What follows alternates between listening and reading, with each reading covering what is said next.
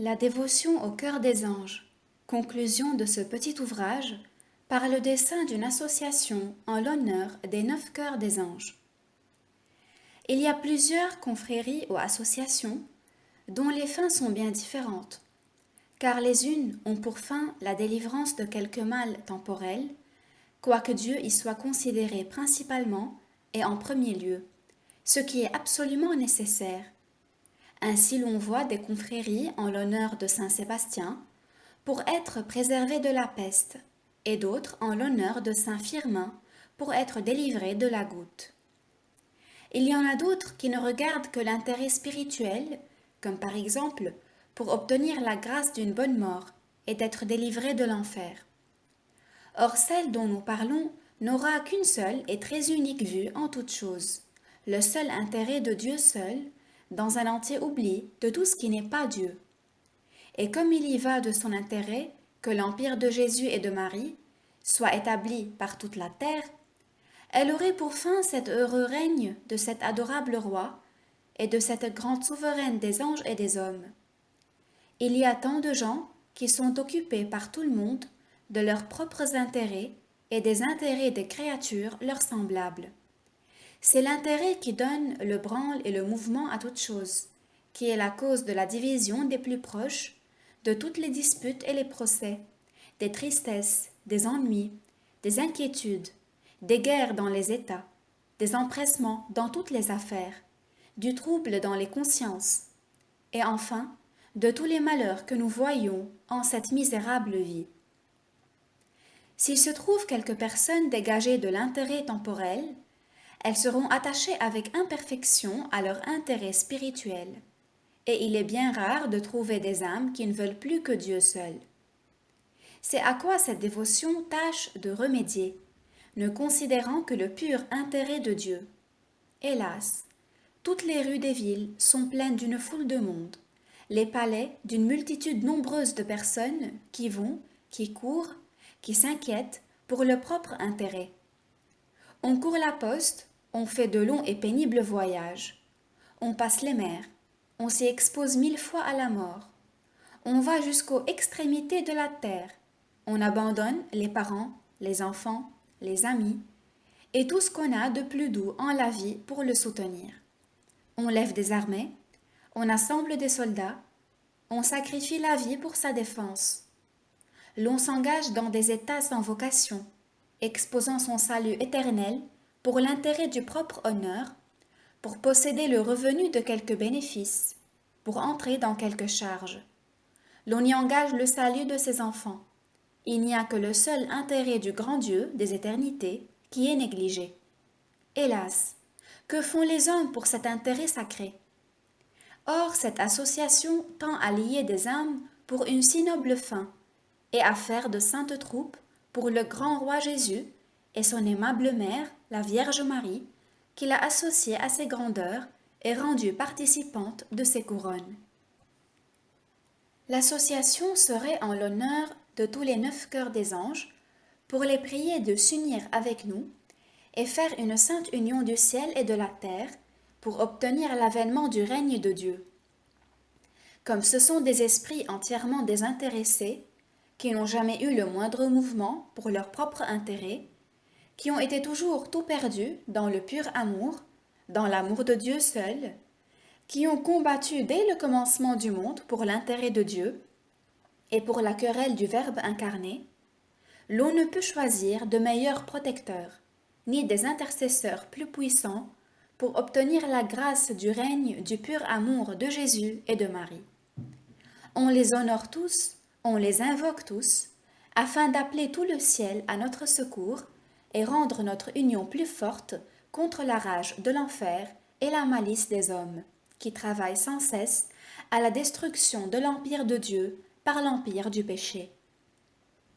Les associés, le jour de leur entrée, ou quelques jours auparavant, feraient une confession générale de toute leur vie, s'ils n'en ont jamais fait, prenant garde, s'ils en ont fait, de ne pas recommencer par scrupule.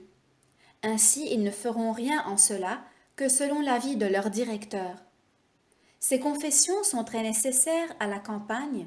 Plusieurs de ces pauvres gens ayant honte de se confesser de leurs péchés aux prêtres, avec qui ils sont fort souvent. C'est pourquoi il est bon que leurs pasteurs, d'eux-mêmes, leur insinuent quelques bons confesseurs extraordinaires, prenant garde non seulement à sa capacité et bonté, mais aussi à la facilité et l'ouverture de cœur qu'ils y pourront avoir, leur témoignant qu'ils leur feront plaisir d'en user de la sorte, et les y invitant doucement et par plusieurs fois, bien loin de leur en faire froid, et leur en marquer de la répugnance. Outre la honte que l'on a de dire les péchés mortels, le défaut de regret et de dessein de s'en corriger demande une bonne confession générale par une revue de toute sa vie. L'on communierait le jour de l'entrée et tous les ans à la fête de Saint-Michel, le premier jour ou le premier dimanche de mars, et l'on serait exhorté de le faire encore tous les mois au dimanche que l'on aura choisi pour y honorer spécialement les saints anges. Tous les jours, on réciterait 9 fois le verset Gloria Patri ou 9 fois la salutation angélique en l'honneur des 9 cœurs des saints anges. Et l'on se souviendrait de dire de temps en temps, par forme d'oraison jaculatoire, ces paroles du Pater. Ô Seigneur, que votre règne arrive. Mais on les dirait bien plus de cœur que de bouche, entrant dans des désirs ardents de l'empire de Jésus et de Marie. On choisirait un dimanche le plus commode dans le mois et le moins occupé ordinairement aux autres dévotions de confrérie, comme par exemple le 3e, et dans ce jour, à l'imitation des autres saintes confréries, l'on célébrerait une messe en l'honneur des anges, si cela se peut commodément, et en cas qu'il y ait plusieurs prêtres en la paroisse, l'office du dimanche ne devant pas être interrompu, s'il n'y a que le seul curé qui est obligé à la messe paroissiale, on y ferait la procession après vêpres, y chantant des hymnes et repos en l'honneur de ces glorieux esprits, et l'on y pourrait porter l'image du Saint-Ange que l'on ferait faire à ce dessein. On tâcherait d'y donner aussi quelques sermons, ou petits discours, ou instructions au sujet de cette dévotion. Tous les ans, on prendrait un jour plus particulièrement qui serait la grande fête de l'association, comme le jour de Saint-Michel à la fin de septembre, ou parce que souvent en ce temps les personnes des villes sont à la campagne, et celles de la campagne dans les occupations qui leur restent de la moisson ou de la vendage, on pourrait prendre le premier dimanche de mars, qui donnerait occasion d'avoir un prédicateur avec facilité, à raison du carême, ou le dimanche le plus proche, après le 8e de mai, que se fait la fête de l'apparition de Saint-Michel. Et ce jour, on demanderait une permission à l'ordinaire d'exposer le très saint sacrement. On le porterait en procession, on ferait l'office solennel, et il y aurait sermon, et tous les associés ne manqueraient pas d'y communier et de la célébrer avec toute la dévotion possible. La veille, si l'on n'y jeûnait pas hors le temps de carême, au moins l'on y ferait quelque abstinence, et pour s'y disposer, l'on ferait la visite de quelques pauvres, ou l'on donnerait quelques aumônes, si on en avait le moyen. L'on visiterait quelques chapelles ou hôtels dédiés à Dieu, sous l'invocation de ces princes du ciel. Tous les mardis seraient des jours d'une dévotion spéciale, consacrée particulièrement à ces bienheureux esprits. On entendrait la messe ce jour en leur honneur, si la commodité le permettait, et l'on se souviendrait de penser à eux avec encore plus d'application qu'à l'ordinaire. De plus, la fête de Notre-Dame des Anges, qui se célèbre le 2 août, serait dans une vénération très particulière, comme le jour auquel la très sacrée Vierge est honorée en qualité de leur souveraine et bien-aimée dame et maîtresse. Il y aurait un registre ou livre pour y écrire les noms de tous les associés de l'un et l'autre sexe, qui seraient reçus par le supérieur de l'association ou par quelque autre député de sa part, sans prendre quoi que ce soit pour la réception des confrères et sœurs, pour donner lieu aux personnes les plus pauvres d'y entrer sans difficulté, laissant à la liberté de chacun de donner à sa dévotion pour l'entretien des ornements, luminaires et autres choses nécessaires. Je ne doute pas que dans les grandes villes, l'on ne trouve toujours suffisamment pour faire célébrer les messes et pour les autres dépenses nécessaires. Mais comme il est plus difficile dans les villages, on travaillerait à y procurer quelques fondations, ce qui serait aussi à souhaiter pour les villes. Et l'on pourrait recevoir quelque peu de choses, comme par exemple 2 sous des confrères tous les ans, prenant garde néanmoins à ne rien demander des pauvres. Et pour ce sujet, il y aurait un trésorier ou une trésorière qui recevrait ce qui serait donné et qui en rendrait compte chaque année dans un jour arrêté par la confrérie. Tous les 3 mois, ou au moins 2 fois en l'année, le supérieur avec les principaux de l'association s'assemblerait pour délibérer des moyens d'établir et d'augmenter la dévotion des saints anges, et pour cette fin, on y lirait le chapitre précédent qui en donne de différentes vues, chacun proposant simplement les lumières qu'il en aurait. Tous les confrères se souviendraient que l'association ayant pour fin l'empire de Jésus et de Marie, qui ne s'établit que par la connaissance et l'amour de Dieu, ils ont une obligation spéciale de faire instruire leurs enfants et leurs domestiques des mystères de la foi et en apprendre eux-mêmes les vérités les plus nécessaires qu'ils n'ignorent que trop souvent. Ils ne manqueraient pas de les enseigner aux pauvres qu'ils visitent ou à qui ils donnent l'aumône, de travailler par leurs soins auprès des prélats ou curés à ce que le catéchisme se fasse avec exactitude, de procurer, selon leur pouvoir, des missions dans les campagnes et surtout de contribuer en tout ce qu'ils pourront pour les missions étrangères, qui est le moyen de faire régner Jésus dans ces pays infidèles, assujettis à la tyrannie du démon.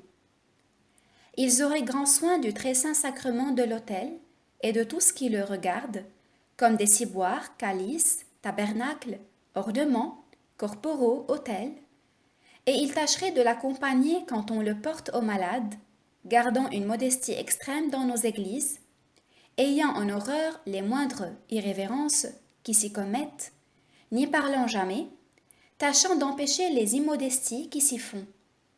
Ils seraient exhortés à la fréquentation des sacrements avec la disposition requise, à l'oraison mentale, à la lecture des bons livres, à l'examen de conscience, à prier Dieu en commun tous les soirs avec toute leur famille, à assister les pauvres et à la solide pratique de toutes les autres vertus.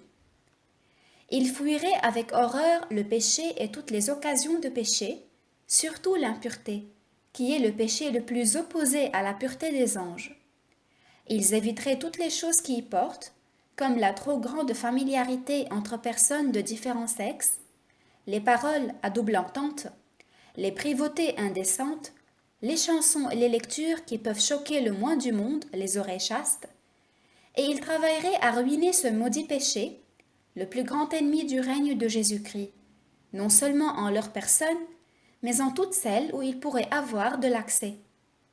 Ils tâcheraient de gagner à notre Seigneur les âmes malheureusement engagées dans ce vice, et leur donneraient avec douceur et une charité toute cordiale toute la subsistance nécessaire pour les en retirer, prenant bien garde de leur donner sujet de continuer dans leurs offenses, par le défaut de secours, par le rebut ou certaines duretés de cœur, dont plusieurs répondront sévèrement au rigoureux tribunal de Dieu.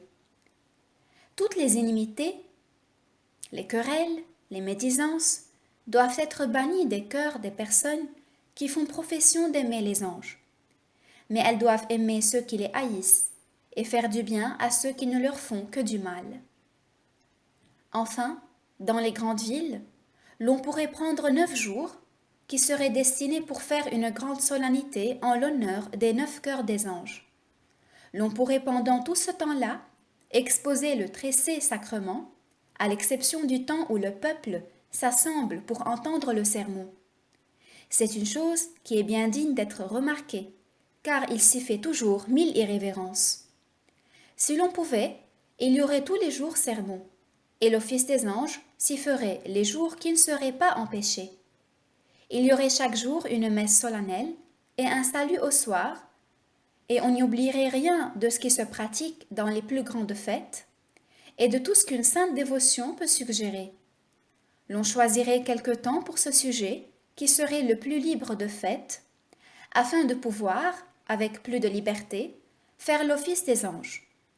Il semble que le dimanche de la Quasimodo serait propre pour commencer cette solennité, arrivant souvent dans le mois d'avril, qui est peu occupé, et puis c'est dans ce temps-là que le monde est plus dans les villes, et par suite qu'il y peut se rencontrer un plus grand concours de peuples.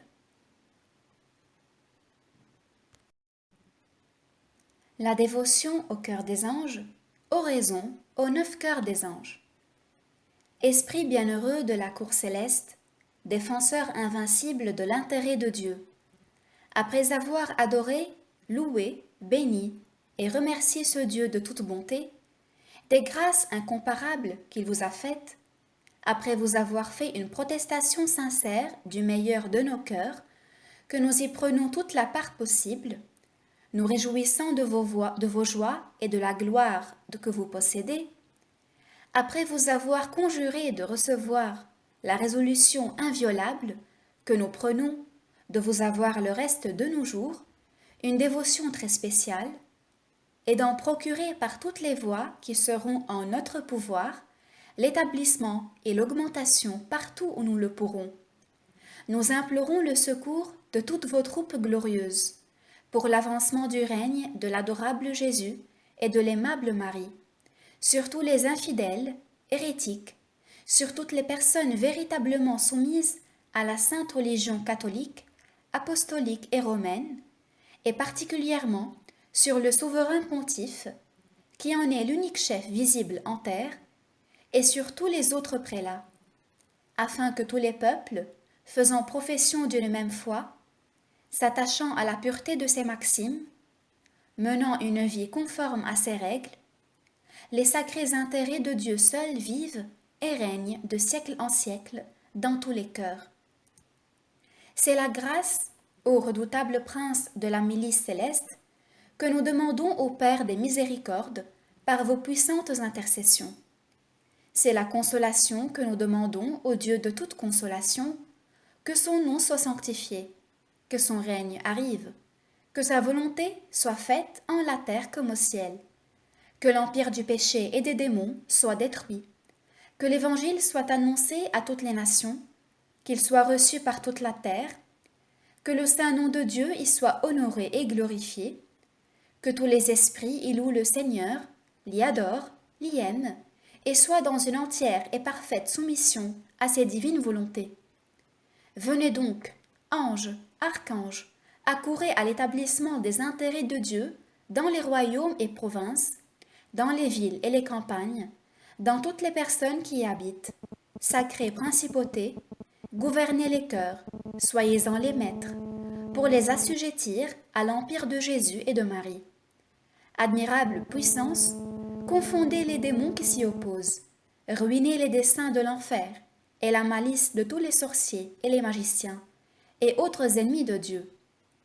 Divine vertu, faites marcher les âmes dans les solides voies du divin amour. Glorieuse domination, découvrez, pour ce sujet, aux hommes la volonté divine sur eux. Aimable trône, établissez dans le plus intime de leur cœur la paix que notre Seigneur Jésus nous a laissée. Chérubins, princes de la science du ciel, communiquez-en les belles lumières en notre terre. Et vous, séraphins, princes du pur amour, faites que les hommes ne vivent que de ces flammes, afin que Dieu seul soit le digne souverain et le maître absolu de tout ce que nous sommes et de tout ce que nous faisons. Ainsi soit-il, ainsi soit-il. Dieu seul, Dieu seul, Dieu seul. Addition. Dieu, qui a commandé que la lumière sortît des ténèbres, et qui appelle les choses qui ne sont pas comme celles qui sont, ayant bien voulu tirer sa gloire de mon abjection et de mon rien, il a répandu une bénédiction si abondante sur ce petit livre de la dévotion aux 9 cœurs des saints anges, que sa divine providence, toujours ma très bonne et très fidèle mère, m'a fait donner au public, que les étrangers l'ont traduite en leur langue, et même un ex-provincial des religieux de la Compagnie de Jésus en Pologne, l'ayant traduite en polonais, s'est encore obligé, par vœu, de la traduire en langue latine. C'est ainsi, comme par l'apôtre aux Corinthiens, que Dieu choisit ceux qui semblent sans esprit dans le monde pour confondre les sages et les faibles pour confondre les puissants, et qu'il se sert de ceux qui sont vils et misérables et de ceux qui ne sont rien, afin qu'aucun homme ne se glorifie devant lui. Première lettre aux Corinthiens, chapitre 1, verset 27. Ayant parlé des profanations qui arrivent à l'égard du Sacré-Corps de notre Seigneur, nous croyons devoir avertir que le grand moyen pour empêcher un grand nombre qui arrive par le détachement des particules, qui souvent tombent par terre, lorsque l'on communie les peuples, est d'attacher le couvercle au ciboire, le portant sous la bouche de ceux qui communient, pour les recevoir. C'est pour ce sujet qu'aux grandes messes, le diacre porte la patène et la met sous la bouche de ceux qui communient.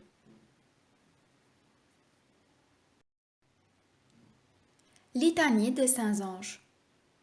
Seigneur, ayez pitié de nous. Jésus, ayez pitié de nous. Seigneur, ayez pitié de nous. Jésus, écoutez-nous. Jésus, exaucez-nous. Père céleste, vrai Dieu, ayez pitié de nous. Fils de Dieu, Rédempteur du monde, ayez pitié de nous. Saint-Esprit, vrai Dieu, ayez pitié de nous. Sainte Trinité, un seul Dieu, ayez pitié de nous. Sainte Marie, Reine des Anges, priez pour nous. Saint Michel, priez pour nous. Saint Gabriel, priez pour nous. Saint Raphaël, priez pour nous. Saint Séraphin, priez pour nous. Saint Chérubin, priez pour nous. Saint Trône, priez pour nous. Sainte Domination, priez pour nous. Sainte Vertu, priez pour nous. Sainte Puissance, priez pour nous. Sainte Principauté, priez pour nous. Saints archanges, priez pour nous. Saints anges, priez pour nous. Vous qui environnez le trône sublime et élevé du grand Dieu, priez pour nous. Vous qui chantez incessamment devant Dieu, Saint, Saint, Saint, Dieu des armées, priez pour nous. Vous qui dissipez nos ténèbres et éclairez nos esprits, priez pour nous. Vous qui annoncez les choses divines, priez pour nous. Vous qui avez de Dieu la charge de garder les hommes, priez pour nous. Vous qui contemplez toujours la face du Père céleste, priez pour nous. Vous qui avez une grande joie de la conversion d'un pécheur, priez pour nous. Vous qui avez retiré le juste lot du milieu des pécheurs, priez pour nous. Vous qui montiez et descendiez par l'échelle de Jacob, priez pour nous. Vous qui avez donné la loi de Dieu à Moïse sur la montagne de Sinaï, priez pour nous. Vous qui avez annoncé la joie au monde en la naissance du Sauveur, priez pour nous. Vous qui lui avez servi dans le désert, après son jeûne de 40 jours, priez pour nous. Vous qui avez porté le Lazare au sein d'Abraham, priez pour nous. Vous qui avez paru en habit blanc auprès du sépulcre de Jésus, priez pour nous. Vous qui avez parlé aux disciples, aussitôt que Jésus fut monté au ciel, priez pour nous. Vous qui accompagnez Jésus en son dernier jugement, priez pour nous. Vous qui présentez nos oraisons à Dieu, priez pour nous. Vous qui nous fortifiez au dernier combat, à l'heure de la mort, priez pour nous. Vous qui tirez du purgatoire les âmes qui sont assez purgées, priez pour nous. Vous qui faites les miracles par la puissance divine, priez pour nous. Vous qui présidez aux États et monarchies, priez pour nous. Vous qui avez délivré les amis de Dieu des prisons et autres dangers, priez pour nous. Vous qui avez consolé les martyrs dans leurs tourments, priez pour nous. Vous qui protégez d'un soin particulier les prélats et les princes, et tous les ordres et les hiérarchies des bienheureux esprits, priez pour nous. De tout malheur et danger, délivrez-nous, Seigneur. De toute attaque et malice du démon, délivrez-nous, Seigneur. De tout schisme et hérésie, délivrez-nous, Seigneur. D'une mort soudaine et surprenante, délivrez-nous, Seigneur. de la mort et damnation éternelle, délivrez-nous, Seigneur. Agneau de Dieu, qui effacez les péchés du monde, pardonnez-nous, Seigneur. Agneau de Dieu, qui effacez les péchés du monde, exaucez-nous, Seigneur. Agneau de Dieu, qui effacez les péchés du monde, ayez pitié de nous, Seigneur. Seigneur, exaucez ma prière, et que mes cris parviennent jusqu'à vous. Seigneur, qui partagez avec un ordre admirable les divers mystères et les fonctions des anges et des hommes, accordez-nous, par votre grâce, que ceux qui assistent toujours dans le ciel en votre présence pour nous servir, pour vous servir, défendent aussi notre vie sur la terre. Ainsi soit-il. Amen. Prière à tous les anges. Ô ange si saint et si pur, esprit véritablement bienheureux, qui assistez devant votre Seigneur et qui contemplez avec une si grande joie le divin visage de ce Salomon céleste, qui vous a communiqué une sagesse si éclairée, qui vous a ennobli de tant de prérogatives et qui vous a rendu digne d'une gloire si éminente. Vous, qui êtes ces brillantes étoiles qui paraissaient avec tant d'éclat dans le ciel empyrée, répandez, je vous prie, dans mon âme, vos bienheureuses influences. Conservez ma foi dans sa pureté, mon espérance dans sa fermeté, mes mœurs dans leur intégrité, et faites que j'avance toujours dans l'amour de Dieu et du prochain. Je vous prie encore, ô bienheureux anges, qu'il vous plaise, par votre céleste pouvoir, me conduire dans la voie de l'humilité, dont vous nous avez montré l'exemple, dès vos heureux commencements, afin qu'après cette vie, je mérite de contempler avec vous la souveraine beauté du Père céleste et d'être mise en la place de quelqu'une de ces étoiles qui, par leur orgueil, sont autrefois tombées du ciel. Ainsi soit-il. Amen.